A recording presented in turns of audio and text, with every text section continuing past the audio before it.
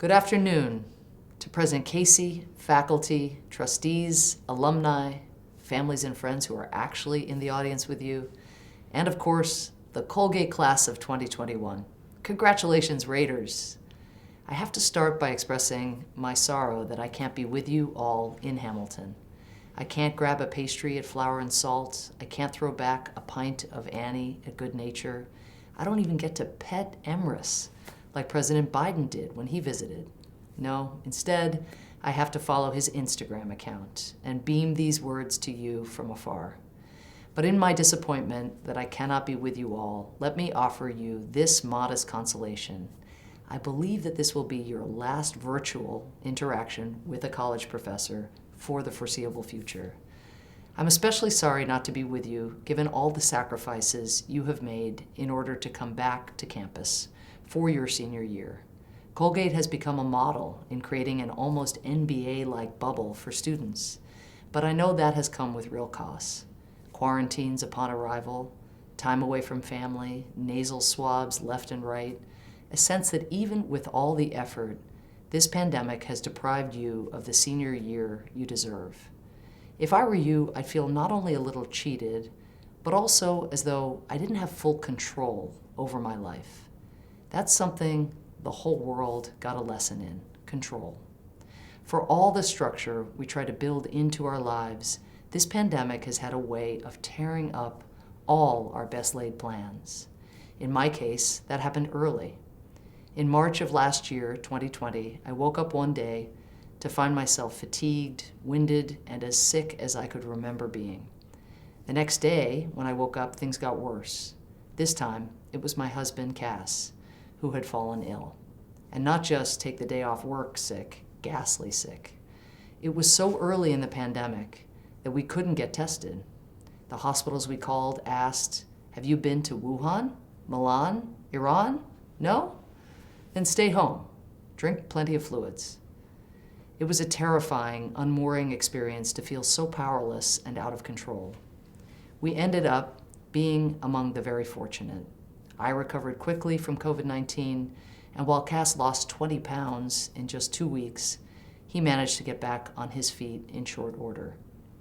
This allowed me to turn my sights to the biggest challenge of my teaching life, not being a Harvard professor, but homeschooling 2 young kids. Even with all my negotiating skills honed at the United Nations, every day was a war. But even as we, all of us, grappled with these early struggles and dramatic shifts to our routines, something unexpected happened. New rituals started to emerge. In my case, we began what we called Wood Street Cinema, watching shows together as a family every night, something we had never made time for in the past. The entire run of The Wonder Years, Friday Night Lights, Schitt's Creek, which my children love to say out loud. We took family walks with our dogs, what you call outside time, something the hustle and bustle of life before had crowded out. And I even learned to cook. Yes, I melted a few plastic cutting boards when I accidentally set them on the stove, but I went from someone who could only make passable scrambled eggs to someone who can now make a mediocre aloo gobi. In short, we started to take back some of the control that we had lost. We started caring less about our plans and more about the gift of each day together. And all the things we never made space for in our lives have now become the habits we desperately don't want to lose. Because here is the welcome reality. This pandemic will end. Thanks to the tremendous progress we've made on vaccinations here in the United States, we can now picture a return to some semblance of normalcy. Around the world, the horizon right now is more clouded. In my new role as administrator for the United States Agency for International Development, I'm seeing just how much fury the pandemic is unleashing in places like India and Brazil. And our teams are racing to ramp up global vaccination efforts so we can help tamp down outbreaks before variants emerge. And we will win.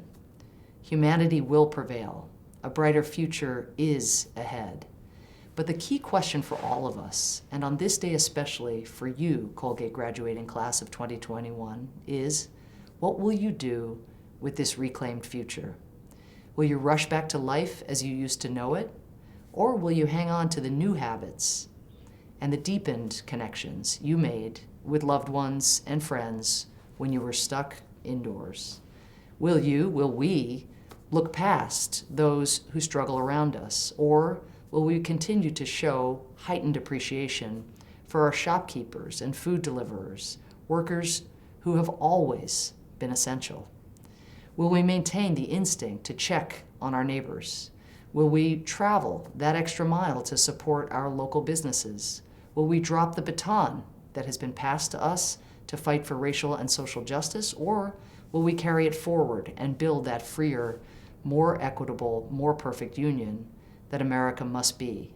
Will we live cocooned in the United States? Or will we be alive to the plight of people around the world, knowing now, if we didn't before, that foreign crises can rapidly become domestic emergencies? What I'm asking is, will we simply go back to the way things were before? Or will we make the choices we need to make to live fuller and more open-hearted lives? Because the idea that the pandemic is what took away control over our lives is false. It was always within our power to decide who we made time for. It was always possible to try to do good rather than just earn well. Often, we just didn't. On occasion, we allowed social media to influence what we chased, or the marketplace to define our idea of success. We benchmarked against our peers instead of finding value within ourselves. At times, we let our concern for ourselves overwhelm our concern for others. This is control we ourselves relinquished. But, graduates of Colgate, we have the chance to make different choices. We can come out of this pandemic not just stronger than we were before, but more humane, more independent, more intentional about the direction we want to take our lives. We can refuse to give in to the idea of false necessity. We can recognize that futures are not preordained, they are claimed. The world is not rigid, it is wild. Indeed, the only order in our lives is that which we provide. So as you sit there next to your classmates, the only people who truly understand what you have been through, try to commit to ensuring that the decisions you make in your life are your decisions. Try not to pursue the things you are told will make you happy. And try to carry with you the empathy that this past year has given us all. One of the few times in human history when everyone on the planet has had their life changed at exactly the same time. If you do, I promise you'll discover a much more meaningful way of living, one in which you worry less about your plans and more about the gift of each day, the gift of all there is to see and savor around you. Thank you and congratulations again, Colgate Class of 2021.